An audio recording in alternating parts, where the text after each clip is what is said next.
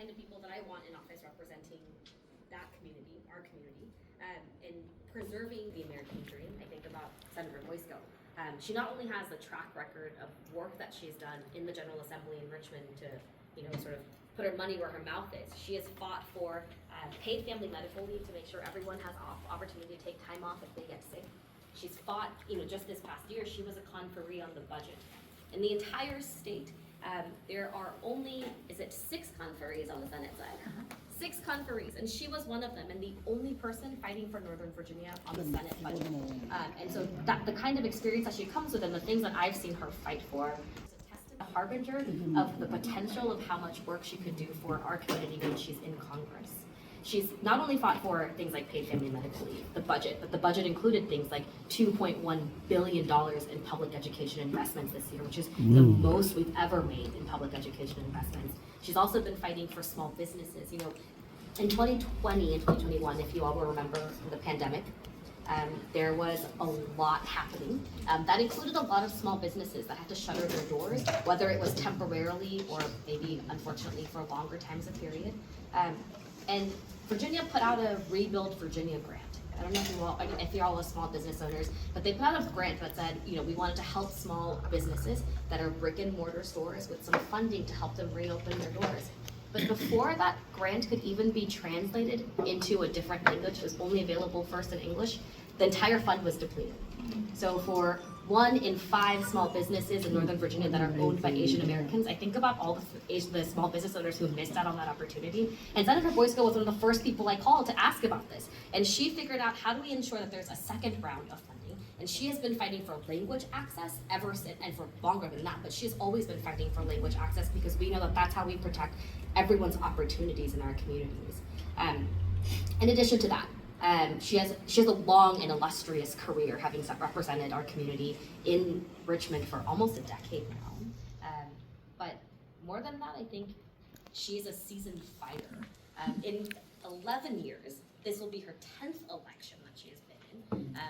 And it never matters how high the odds are. She's always willing to jump in and roll up her sleeves and do the work and win. And I think that that's sort of the story of Senator Boysko. For me, she has been a friend, a neighbor, and a mentor. When I decided to run for office, I ran and became, when I won, I became the first Korean American woman ever to serve in the Virginia General Assembly.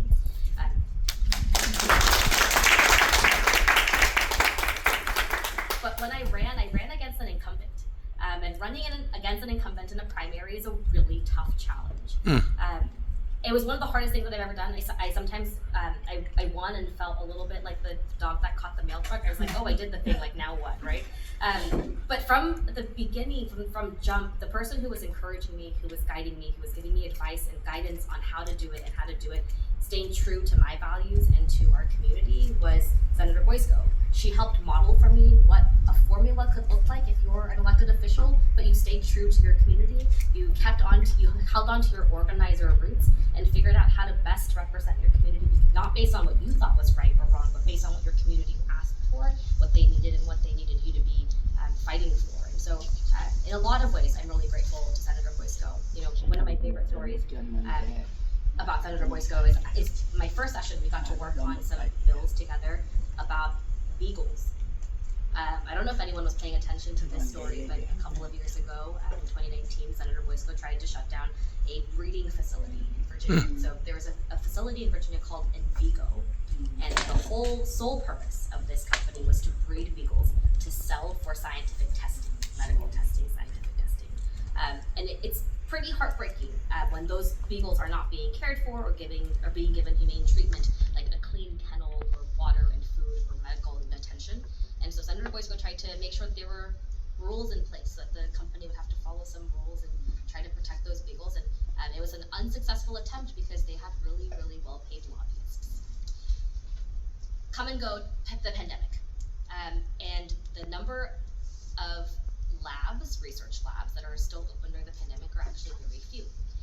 And so there aren't a lot of buyers buying up beagles to test on, but this facility in Vigo continues to breed beagles during the pandemic. And so by the end of it, the number had ballooned to 4,000 beagles in this one facility, with veterinarian on staff and maybe 11 staffers who were caring for them. Imagine 11 people in charge of 4,000 beagles. And you would see these pictures coming out of their beagles in kennels with, you know, their like bathroom business all around them. There were kennels that had dead puppies in them with the mom still in there with them, right? These were horrific things that were happening. And Senator Boysko came back and led the charge to close them down. And so I'm really proud to report now Envigo no longer operates in Virginia. And 4,000 of those beagles, most of them, went out into the country and got adopted. And one really, really happy story that came out of it, happily ever after story, was one beagle got to find her, she was a mom, she was a 7-year-old mama beagle, and she got to find home with Prince Harry and Meghan Markle. They adopted her, and they also adopted 2 additional puppies, right? So that's the kind of work that Senator Boysko has been leading on, whether it's, you know, trendy or pop culture-y or not. She's always been in the trenches doing this work. So I'm really proud to get to represent her in the House.